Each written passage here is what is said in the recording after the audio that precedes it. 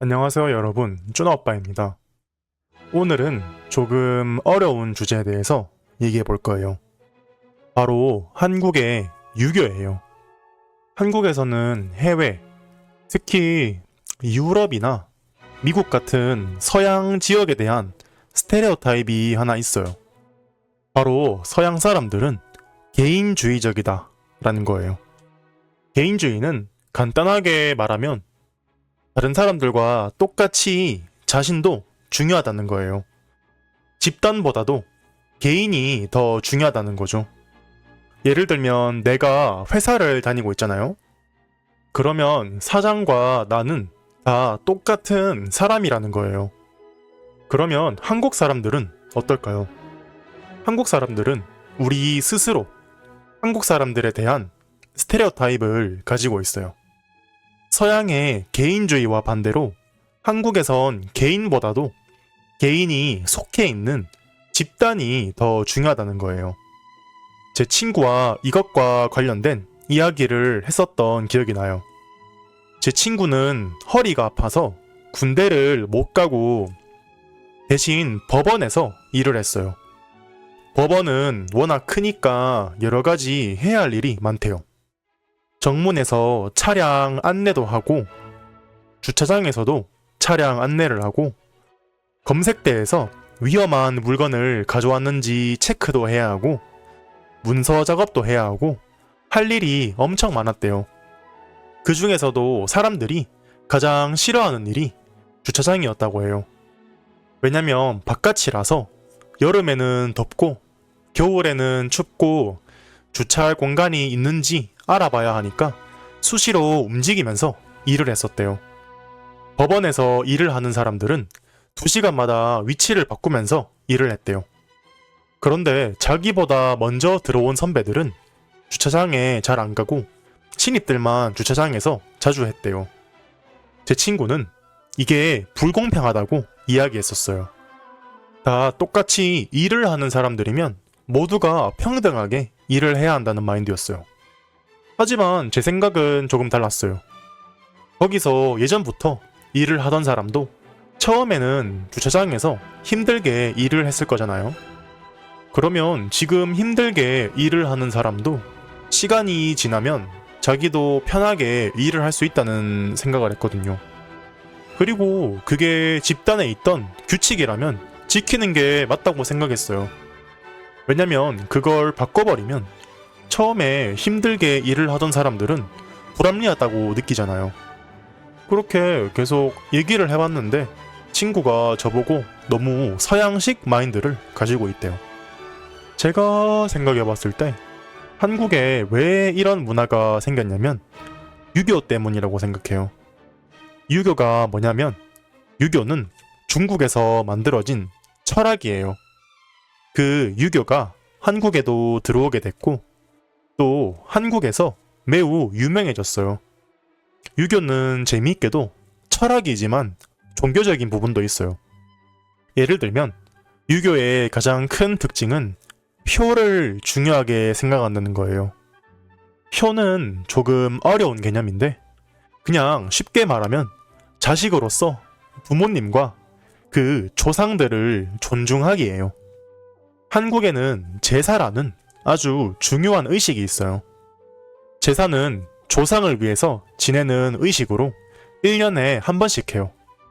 제사에 대한 내용은 나중에 더욱 자세하게 설명해 볼게요.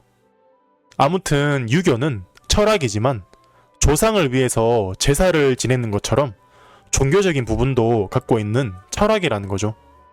비슷하게 많은 종교들이 종교적인 부분만 있는 게 아니잖아요. 종교적인 부분 말고도 철학적인 부분들이 있어요. 예를 들면 기독교와 관련된 철학이 있고 불교와 관련된 철학도 있잖아요.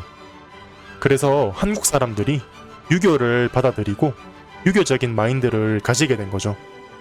유교에도 여러 가지 가르침이 있는데 가장 유명한 건 삼강오륜이에요. 삼강오륜은 3가지 규칙과 5가지 인간관계라는 뜻이에요. 간단하게 설명해보자면 아버지는 자식에게 모범이 되고 젊은 사람들은 나이가 많은 사람들을 존중해야 하고 친구끼리는 잘 지내야 한다 같은 이야기들이에요. 결론적으로는 다른 사람들을 괴롭히지 말고 착하게 살아라 라는 아주 당연한 이야기들이죠. 그런데 유교는 아주 옛날에 만들어진 가치관이에요.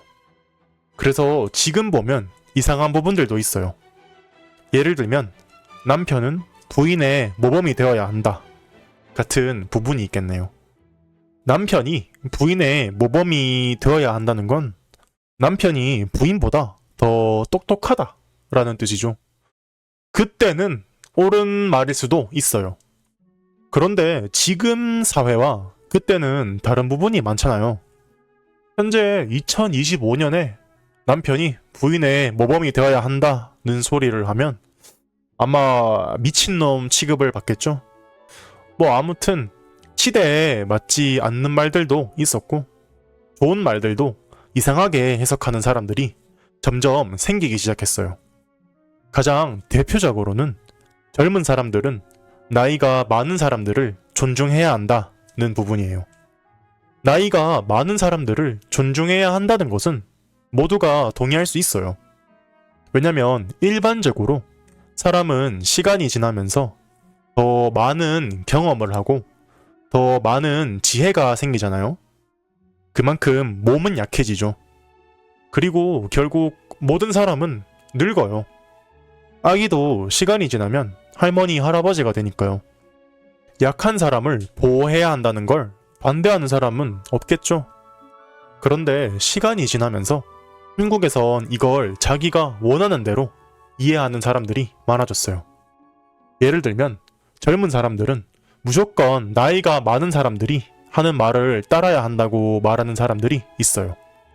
만약 젊은 사람이 반대를 하면 네가 뭘 알아 하면서 소리를 치는 사람도 있어요. 애초에 존중을 남에게 강요할 수는 없잖아요. 너는 나를 존중해야 한다고 소리치고 화내는 순간 자신은 남을 존중하지 않는 거니까 자기도 존중받을 수 없다고 생각해요. 그리고 그 다음으로는 유교 때문에 생긴 성적인 차별도 있어요. 아마 이 문제가 현대사회에서는 가장 많을 거라고 생각해요. 가장 유명한 건 남자는 요리를 하면 안 된다예요. 그렇게 옛날도 아니고 한 50년 전만 해도 남자는 부엌에 들어가면 안 된다 같은 이야기가 흔했대요. 요리는 여자가 해야 하고 남자는 요리를 하면 안 된다고 생각했었대요. 그런데 원래는 이런 뜻이 아니었다고 해요. 원래는 남자는 밖에 나가서 돈을 벌고 여자는 집에서 요리를 하고 집안일을 해라 라는 뜻이었다고 해요. 솔직히 이것도 요즘 시대에 맞는 말은 아니지만 남자는 요리를 하면 안 되고 여자만 요리를 해야 한다 라는 말보다는 더 논리적이죠. 여기서 더 나아가서 제사 음식을 준비할 때도 여자들만 준비를 하는 경우가 많아요. 여자들이 제사 음식을 준비할 때 남자들은 보통 같이 모여서 얘기를 하거나 고스톱을 치면서 시간을 보내요. 이것도 크게 보면 유교적 마인드셋에서 생긴 거라고 생각해요. 그래서 이렇게 옛날 유교의 가르침을 자기들 원하는 대로 해석하는 사람들이 있어서 문제가 되고 있는 거죠. 유교가 요즘 시대에 가장 크게 비판받고 있는 부분은 앞에서 말한 제사예요. 왜냐면 제사 준비가 쉬운 일이 아니에요. 제사를 하기 전에 가족이 모여서 조상에게 바칠 음식을 준비해야 해요.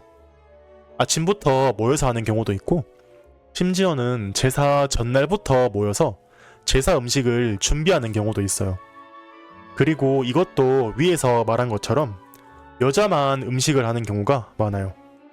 그래서 주로 여자들이 이것에 대해 불만이 많죠. 여자들은 새벽부터 음식을 준비하는데 남자들은 모여서 고스톱을 치고 있으니까요. 사실 이것보다도 더 큰 문제가 있어요.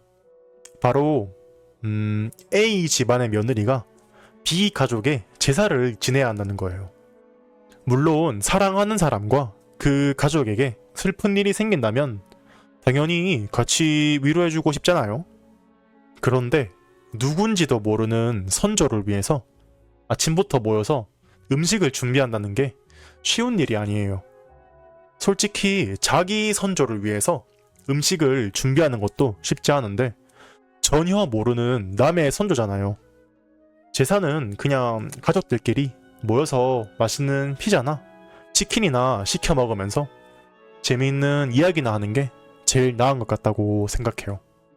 오늘은 한국의 유교 문화에 대해서 얘기해봤는데요. 여러분의 나라에서도 사람들의 마인드에 영향을 크게 미친 문화가 있나요? 오늘 또 준호 오빠의 팟캐스트를 들어주셔서 감사합니다.